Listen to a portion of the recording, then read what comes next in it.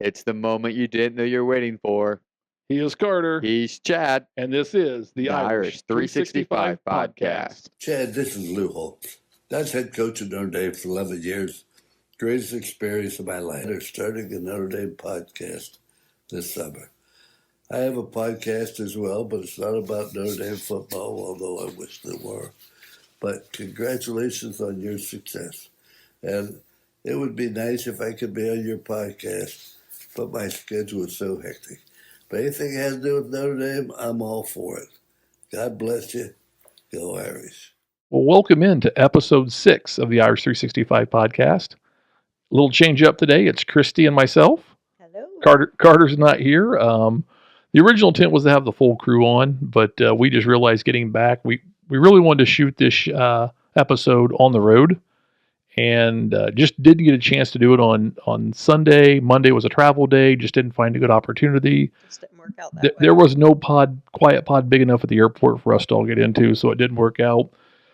Back to work for all of us this week, so just difficult time to find. So we just said, let's knock this out. Let's get this together, kind of put a bow on the trip, and kind of explain what we did and what we saw. And so here we are. So yeah, it's Christy and myself today, so it'll be interesting. We'll see how it goes. But yeah, so flight wise, I think we can start with like Friday and talk about what we did there. Friday after work, we caught a flight out of Fort Wayne, connected through Chicago, went to Austin, got into Austin fairly late, like 10:30 at night.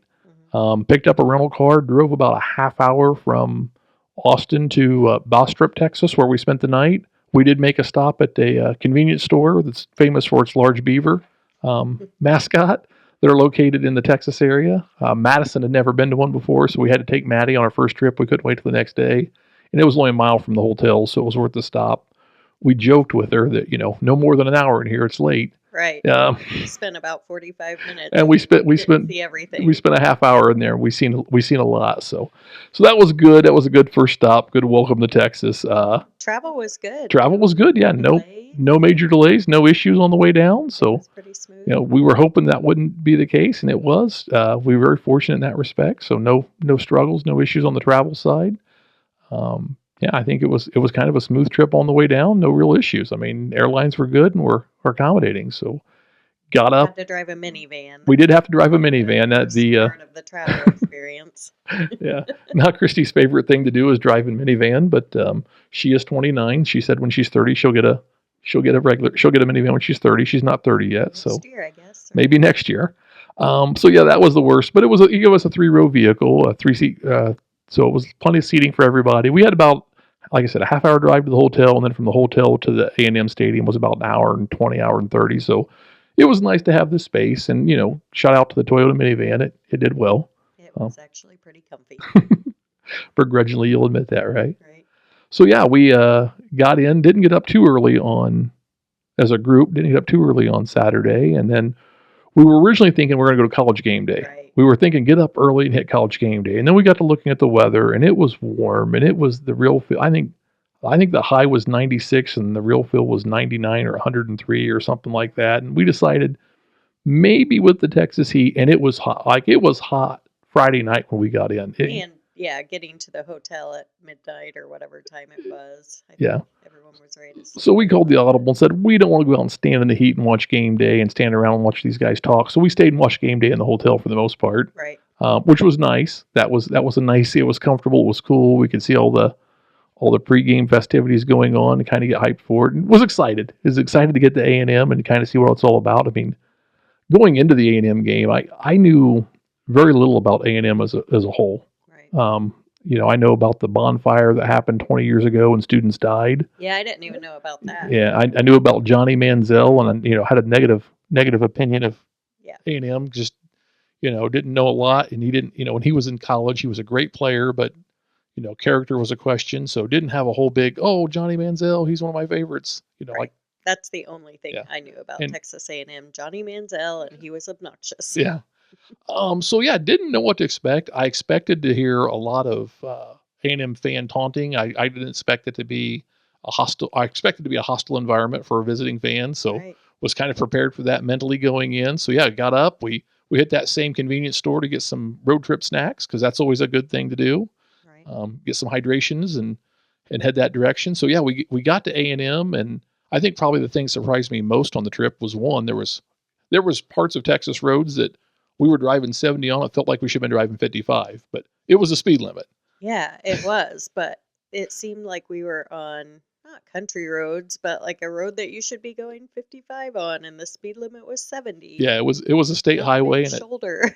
it's like this is interstate speed in Indiana, so that was kind of interesting. I mean, if we were in Montana and really rural area, but I guess South Texas, it was rural enough, and it was fine. But that was interesting.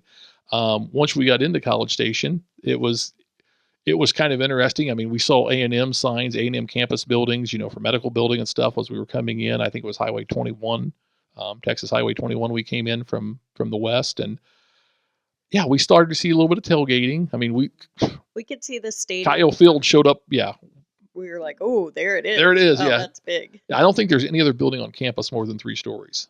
And that thing it was a presence. It was large. And if you've ever gone to the Notre Dame Stadium, like, we're nestled inside the university, and I think it was, might have been, I'm trying to think which team it was we played last year, where we were walking up, and we were coming up from the south, and there were some fans from the opposing team that were walking with it. It might have been Jackson State, actually. And the one guy said to me, "Where's the campus at? Where's the stadium at?" And I'm like, "It's just up here past this building." And he was like, I can't see it.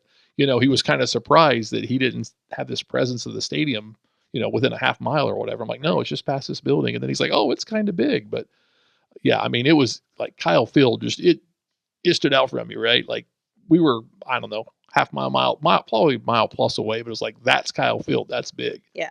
That doesn't look like a high school stadium, and it is a massive facility. I knew it was like the 4th largest facility in the U.S. And I don't know the order. I haven't looked it up. I think Michigan might be 1, Tennessee might be 2, and Ohio State might be 3. But Kyle Field is 4. Their average crowd size 103,000. I think the largest crowd ever was 110. This game had 107 and some change. Yeah. I think I heard 4th largest crowd ever at a Texas A&M game. Right. So I would expect that Texas A&M plays Texas in November. That game might have a bigger attendance, but yeah, they went above and beyond the seating capacity. Had some standing room only seats, what have you. It was definitely a large stadium. So just knowing it holds that many people, I kind of expected from my Notre Dame experience to feel like there was people everywhere once we got on campus, and I think that was kind of interesting. It didn't feel that way. Driving in, we saw some tailgating. But the traffic wasn't even that bad driving in. We were driving in, and and we were going in, 12:30, 1 o'clock. I mean, 5 hours before kickoff. Right. In Notre Dame, 5 hours before kickoff, unless it's a 3:30, even a 3:30 game. You see people on campus. You see the tailgaters setting up. But yeah, we saw some tailgaters, but it didn't feel. But it's a big campus. Right. It's like Notre Dame is such a small campus, and this was such a large campus. Out for sure. Yeah, I mean, and so it was definitely kind of a little surprising. I just figured 103,000 people, that there'd be people everywhere. So yeah, we kind of drove around, and I was told coming in there was going to be no problem getting it out of the stadium, and the traffic was flow good, and they had it figured out. And I believe that they did. Like, we got to the parking spot, and we prepaid for parking through the Texas A&M website, days in advance. So we knew what lot we were going to be in. We were, I think, about 3/4 of a mile away from the stadium was where our lot was. There was closer lots, but we didn't jump on those early enough to get any closer. But we normally walk about half mile, 3/4. We probably walk closer to a mile typically when we go to Notre Dame games. So didn't think much of the walk. I did when it was 1 o'clock and it was hot and it was humid. I mean, I think I got like 3,000 steps in that first hour, and of course half of it was the walk to the stadium. The other half was just the walking around once we got up close. But it's like, this mile feels a lot warmer, a lot hotter than the miles I'm used to. Yeah, it was definitely hot. Nice campus though, very pretty. A lot of grass and trees and. Yeah, no, the aesthetic was good. It was a nice campus. We were happy with that. No concerns there. And then but didn't see a lot of people till we really got close to I don't know. We walked the first half mile and didn't see anybody. I didn't feel like. I mean, there were some people in the parking lot area, but here and there, but it did not feel like a Notre Dame game where anywhere near campus there's people everywhere. Yeah, and I was expecting to see the traffic going, people walking from the parking lot to the stadium. It's not seeing that. And that was ooh, this is a little weird, a little eerie. are we going the right direction? I'm pretty sure we are, but Yeah. so I had to question us. But yeah, we got on the campus and then like got close to the stadium, and then up close is just as big as you'd expect. I felt like maybe it was a Vegas hotel thing. I mean, it was seemed like it was a mile long and a mile wide. It was just a big, massive facility. But yeah, there was a lot of like little stuff going on. Of course, on the north side of the stadium, there was a grassy knoll type area where the tailgating stuff was going on. That's where College Game Day was set up. There was a whole lot of stuff going on there. We didn't really go around to the south side of the stadium. Just didn't see the need to do that because the first 2 hours we probably got 3 miles, 3.5, 4 miles worth of walking in. I don't know. We got a lot.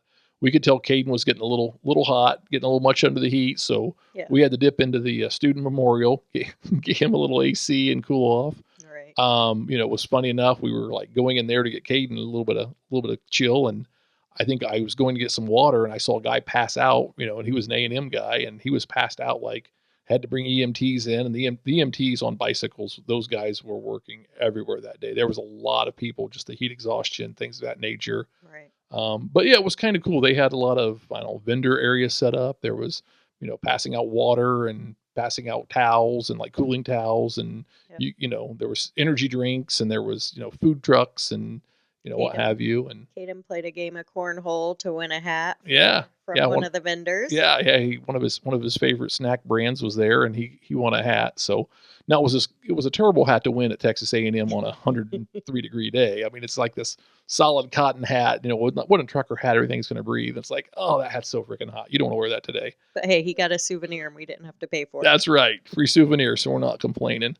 So that's always good. Yeah, and it was a lot of fun getting to all the shops and playing little games and doing that, family tailgate stuff. I mean, it was cool. I got an indecent proposal, so that was nice. Yeah, my husband got propositioned. I thought Christy was going to get in a fight, wasn't sure. So yeah, there was this vendor passing out like towels and water and what have you, and I like, hey, I'll go grab a couple waters because it's hot. So I go to grab the waters, and I turn around, and I go to hand the water to Christy and Caden, and they're not behind me. This other lady steps in, and grabs the water out of my hand. Like, okay. And my first response is, "Oh, I'm sorry. I thought you were my wife." And to which she replies, "How much money do you make? I'll be your wife." Yeah. How much money do you make? Maybe I can, but whoa, hey. I say, whoa. So the Texas A&M crowd was pretty friendly, to say the least. No, and actually, I think that's a big point. We talk about one of the things we really like about the Notre Dame experience is Notre Dame it's a welcoming environment, even to the away fans. Like, we treat the away fans well, but I think we seem rude compared to the A&M fans. Like, right. I was blown away by the hospitality and the genuine warm welcome that we got from all over A&M fans. And I don't know. I felt like I was running for mayor at one point. I was shaking so many hands and talking to so many people. It was crazy. Howdy. Yeah. They walk up to you. Howdy. Thanks for coming. Thanks for coming. When we went and saw the cadets forming before the parade, and we'll talk about that in a minute. But this older gentleman who graduated from A&M, I think he said in '76. Him and his wife came up and talked to Carter, Maddie, and myself, and they were just nice as all get out, and just talking about the whole university and just the experience, and asked us about Notre Dame, and just you expected that from maybe the older generation, just to be genuine and and that kind of thing. But I mean, to be honest, it wasn't just a generational thing. I mean, we were in line to go in, and there was a guy that was 22, 23 years old, maybe. Him and his girlfriend, and he'd had more than a few beers that morning. I'm sure of it. I mean, like, talking to him, but his first comment was to me, "Howdy, how you doing? Everybody treating you good?" Like, I mean, it was genuine, so it was multiple generations. I think it was just genuine Texas Southern hospitality. And so yeah, I got a whole new respect for A&M, out of this experience. Like, absolutely do. We got to step up our game at Notre Dame games. Yeah, that's right. You gotta welcome somebody for coming and shake their hand. I mean, that's like, yeah. And Maddie everybody even did it. made mention of that. She said, I don't think I've ever been that friendly. Yeah, I think I'm nice to people, but I've never been that friendly to a guest. And we got to think about that. Yeah, I think there was one part where we were walking around the stadium and like the whole area, and I think maybe it was when we were going to go get ice cream or something, that we were walking by probably a bunch of college students. So, 19, 20-year-old kids, and there was us and probably 2 or 3 other groups of Notre Dame people. It was probably, I don't know, about a dozen of us or so that were all wearing green, walking sort of together the same direction. And I heard one kid yell Aggie bait, and that's like the worst thing I heard anybody say. They did have their shirts on that said BTHO, which is beat the hell out of, and then that was kind of their thing. But Right. like that's not terrible. Like they weren't being. I mean, they wanted to win the game. They fully Right. expected to win the game, but they were super gracious, super kind, super nice. I mean, we were in the student memorial building, getting water and cooling off, and like just talked to a ton of people there, and it was just. Yeah. Yeah. Even had someone call out my name, so I thought it was a podcast listener. Turns out it was a guy I bought tickets from. You know someone everywhere we go. Yeah, so it wasn't one of the 6 of you guys that are loyal listeners. I'm like, hey, who came and didn't tell us? But yeah, it was just one of those really cool atmosphere. I think I would definitely go back to A&M and see another game. I just wouldn't want to do it in late August, early September. I'd like to go to that October game. Yeah. Yeah. Yeah. When it's not snowing in when it's warm, it's Indiana, not hot. Yeah. Go for a nice treat in Texas. Exactly. So yeah, I mean that was kind of cool. It was very cool to see the A&M crowd. So after we walked around, we got some AC. We decided to go, and I think it was in the student memorial where someone said, "Hey, you should go check out the cadets when they form their ranks and they line up and go check that out." So Caden wasn't so sure he wanted to go back out in the heat just yet. He was enjoying the AC and the snacks. Yeah. So Carter and Maddie and myself took off, and we went back out and braved some more heat, and and there was a lot.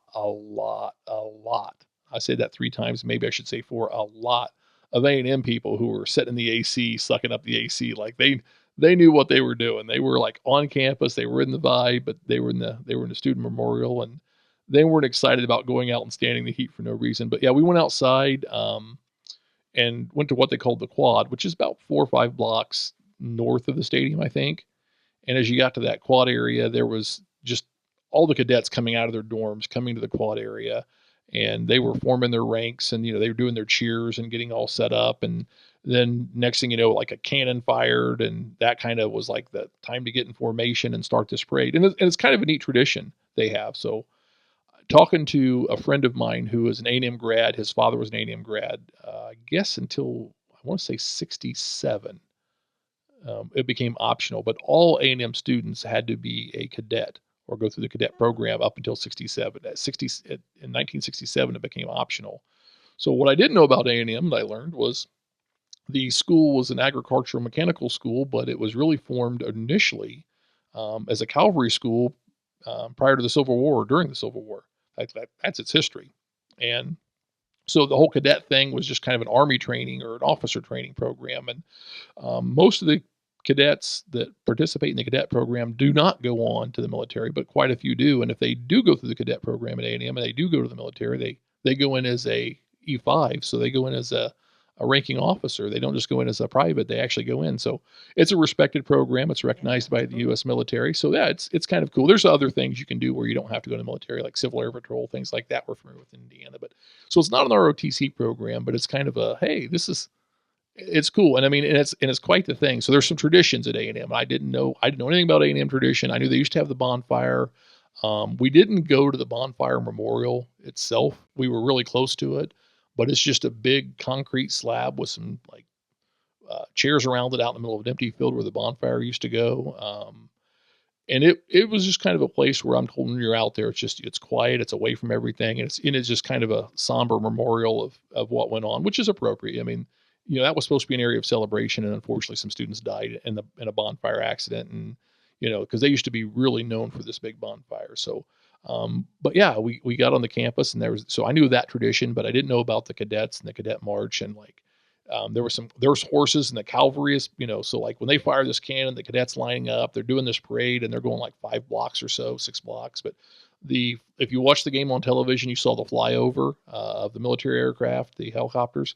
They pre-flew the flyover on the parade route. So we saw the helicopters come over. We saw the cadets the band led, the cadets and their platoons marched afterwards, and then ended up with the cavalry section, the guys on horse. One of the other things I think was a big tradition for them is earning your boots. So you can tell the people who were seniors, they had these really long boots up past their knees, and they're like these, very distinct cavalry riding boots. And you don't get those until your senior year, and you have to earn them. It's not just enough to be a senior. I think there's actually some things you have to go through to earn those boots. So we saw some of that, and I thought that was kind of a neat, interesting thing. Like, hey, that's some of their tradition. The other thing is, we learned about the Revelry, the dog, the Right. collie. Yeah. So she is like a big time thing on the campus. And I guess if like some of the cadets are responsible for like taking care of her and handling her, and I guess if she's walking around and they go through the dorms or whatever, if she decides she wants to sleep on your bed, then you sleep on the floor as a sign of respect. So it's kind of one of those, neat little tradition things where, hey, the dog's in my bed. Well, you're sleeping on the floor. So That's awesome. so yeah, but it was a cool like little, nod to their tradition. I think the other thing we saw was they have the graves of Revelry. Right. Like I don't Revelry the 8th or 9th or whatever they were on. I don't remember what number it was. I think it's 8th. But they have just outside the stadium, there was this, I don't know, 20 by 30 area that was just, I don't know. It just, if you didn't know what it was, it just looked like a raised area with grass. Right. And it was surrounded by, looked like a granite stone kind of a thing, but it was actually where they buried Revelry's, ancestors, I guess, or I don't know if it's Right. They ancestors, had but previous stones in dogs. there. So there was this poor kid, I guess kind of back the story up. So we go back into the student union, and we're like, okay, we need to go into the game. And we get into the game hour, 15 minutes before, especially an away game, we decided we were going to wait a little bit. Sun's going down. We're going to wait a little bit, stay out of the heat. So then we knew we had to go, and we knew Caden was getting hot because we did a lot of walking. And then it was like, there's two options. There was getting on the elevators and going because we were the 410 level or 410 section. So we were top of the stadium. We weren't front real great seats, but we were in the stadium, and that's all that mattered. But there was a ramp that went up, and then, and there was an elevator, and like, let's take the elevator. Let's not try and walk up this ramp and go up, 20 flights of stairs in this, what looked like a brick corridor with no windows, and I don't know what kind of wind flow. We just like, let's not do that today. And a lot of people made that same decision. Yeah. Because So there was a lot of it people was wanting to take the elevator. moving. It seemed like a popular choice. And there were some Notre Dame students ahead of us, and they were going up to the upper section. They're like, what do you think? Should we walk the ramp? I'm like, yeah, walk the ramp. I'm thinking, you're young, go for it. But that's 6 more guys out of the front of line for me. So Right. it works out well. But yeah, so we're standing there, and we're getting ready to go in, and we're like standing by this grave area, and like people were kind of sitting down, like starting to sit on it or whatever. And this poor cadet, It was a ledge. You would think. you'd think it's a place you could sit on. Yeah. This poor cadet pouring with sweat in the heat, and he's just yelling, get off the graves, get off the graves. So it was one of those things where it's like, well, this is an A&M tradition, but I'm not sure that everybody, you probably have to be an A&M student, or you have to have a family member's an A&M student. I mean, there's not a whole lot of like competition for fan support. So I'm sure there's a lot of people who did not attend A&M but live in the area that support A&M. And so at first it was Notre Dame people, and he was yelling. I felt kind of bad, like, here we are disrespecting this tradition. And then we saw A&M people in A&M shirts doing the same thing. It's like, okay, it's not just the uneducated Notre Dame fan who doesn't know the tradition. It's even people who are A&M fans. And, there was just signs that said stay off the grave, but you didn't really think that little ledge around there. Yeah, you didn't count that as Right. And then there were people jumping up on it to try to step across and cut through the crowd. And yeah, because it was a massive crowd at that point. Like, everybody's trying to go into the stadium. It was a massive crowd. It was hot. It was even Carter. He was a young, fit guy, and he's like, hey, I'm starting to get a little hot here. Like, I'm starting to get warm. Yeah. He even noticed it a little bit. So, and he's like, you all right? And he's like, I need to get some AC. So we actually ended up dipping in, which, to an AC area. Actually, we ended up, closest place we get in AC was the entrance to the suites. So we kind of dipped in there, had no business going in there. We didn't have tickets to go into the suite area, but the A&M, again, just that Southern hospitality, that Texas A&M, like, hey, just go over here and sit in the corner, cool off for a few minutes. We understand it's hot out. It's no big deal. Yeah. And it wasn't like, oh, no, you can't go in here. You're not allowed. So we just kind of went over to this corner and caught some AC and chilled off. And actually, the gentleman was from Tennessee, which was funny. We had a good conversation with him that was nice. kind of the working there that day. And he's like, I'm actually not an A&M grad. I'm a Tennessee grad, sports major. Sports So management, yeah, just sports like Carter. sports management. So he was a cool dude, and ultimately, when it was said and done, he's like, "Hey, tell you what, I can take you in the back door and take you up that back elevator to your seats. Take so." We weren't trying to get special treatment or get a special seat, but it worked out. He was nice to us. He was cool. Got us some water. Like, hey, here you go. Again, just that hospitality. But so yeah, we're standing in line before this all happens. And I mean, just again, there's another guy that's 22, 23 years old, asking if people are treating us good. Another guy, I'm guessing probably mid 40s, was just like asking me about, okay, I learned how Notre Dame got its, Fighting Irish nickname. I just learned that today. And then was asking me like, what's a Hoosier and that kind of thing. So Yeah. So while you're talking to him, there's another older gentleman who's coming up to us saying, okay, who was it here that graduated from Notre Dame and what year? And yeah. he was wanting to know all about which one of us had graduated. And we told him you, and I think you ended up getting into another conversation with him a little Oh, later. yeah. I felt like I talked to 1,000 people that day. They really wanted to know. Yeah, your it was story. it was just genuine, just Mhm. hey, get to know you, welcome. Yeah, like when they said howdy, thanks for coming. I mean, I felt like I was in their home and they meant it. I mean, I was like, hey, this is nice. So yeah, that was just it was just part of the day. So if you ever get a chance to go see A&M play, especially if they're playing your team, which is the Irish, you should go. And I thought it was interesting because what I learned about A&M was they've got a lot more in common with the Notre Dame fan than I probably realized. I mean, strong commitment to faith amongst a lot of A&M fans. Um, a real appreciation for military. Mhm. I think God Country Notre Dame is kind of the moniker Notre Dame uses, and the Notre Dame kind of stands for family, and I think A&M was very much the same way, like very very faith based. Very very strong in their beliefs and they're very very supportive, obviously from the military side of things with the cadets. I don't know how many people I met that were A&M fans but didn't have an A&M connection. But the one guy I was talking to was like, yeah, I served in the military, and this is where I got stationed, and this is the place I spent the longest, was just outside of A&M area at the military base, and just became an A&M fan. In fact, his wife was a graduate of St. Mary's. Oh, So yeah, and then their kids were actually in the band. One was a senior, or one was a graduate student, and the other I think their daughter was son was a graduate student, and the daughter was actually the son might have graduated. I'll take that back.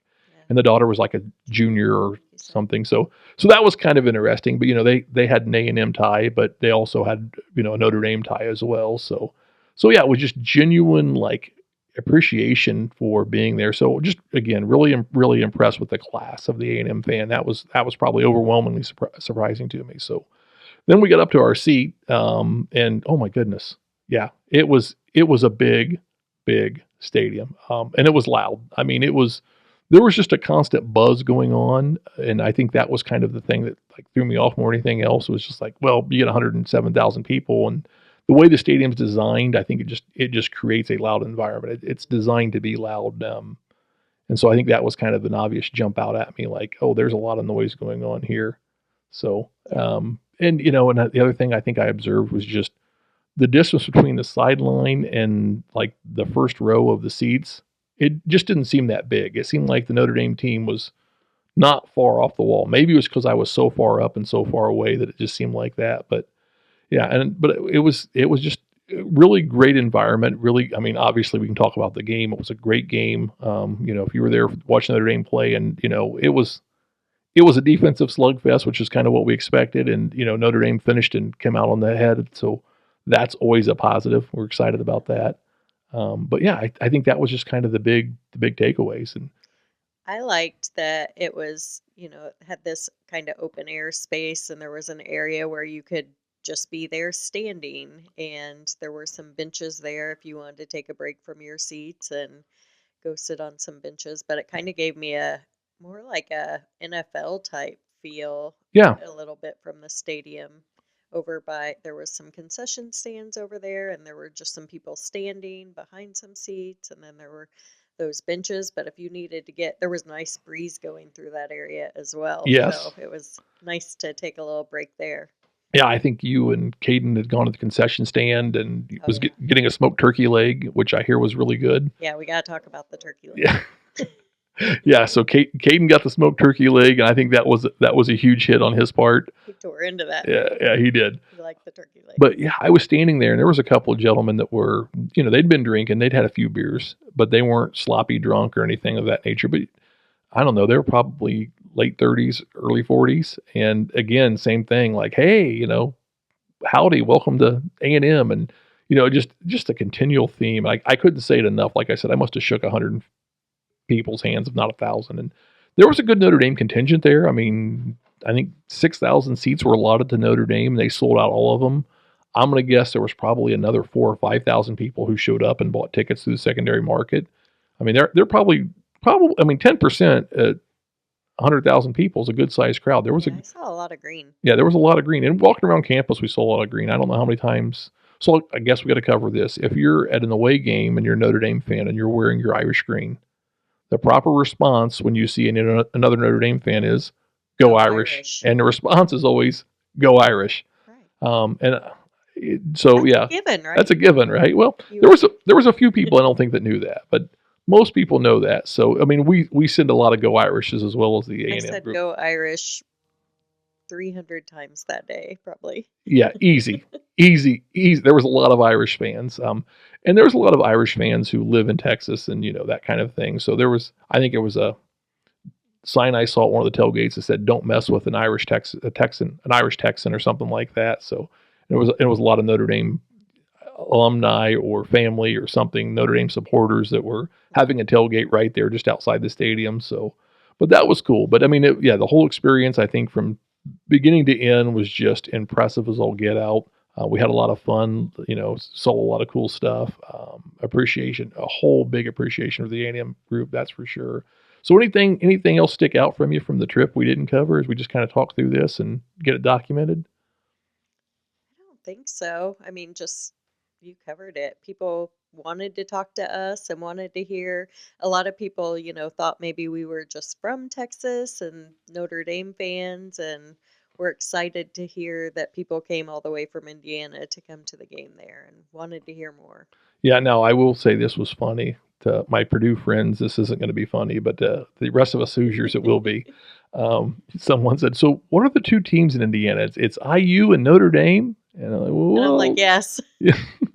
Like, well, Purdue's a school. Purdue's, yeah. But I think that's not uncommon. I mean, not to pick on the Purdue guys, but I think a lot of people think Purdue is a private school that's probably on the West Coast somewhere. A lot of people who know about Purdue don't realize it's in Indiana, and it's a state school. I wanted to throw out it was Ball State was the other school, but I didn't, give a chirp and see what they did.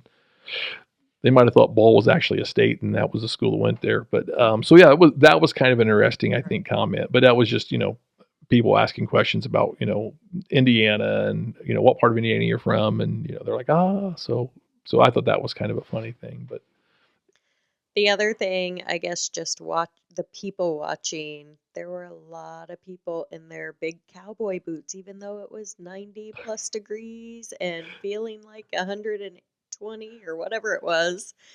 People were wearing their cowboy boots, and I'm like, those must be so hot. I hear a good pair of boots are comfortable like tennis shoes. So yes, cowboy boots and leather outfits. Yeah. And so you said in the beginning when we did episode 1, you interested in go to the other universities and you were going to be judgy. Yeah. So you were judgy going in, right? Yeah. So A&M surprised you? Yeah. Yeah. I mean, super friendly. You couldn't ask for better hospitality. I think the bathrooms that I went in were clean. So that's, Notre Dame has a high standard, but the campus was clean. I didn't see a lot of trash laying around or anything like that.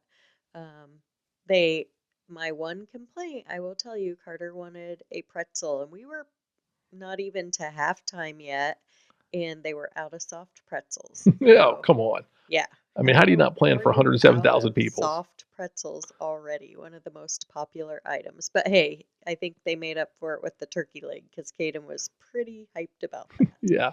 Well, that's kind of it, though. Like, hot day, like, Notre Dame Stadium in October, that Shamrock pretzel hits pretty good.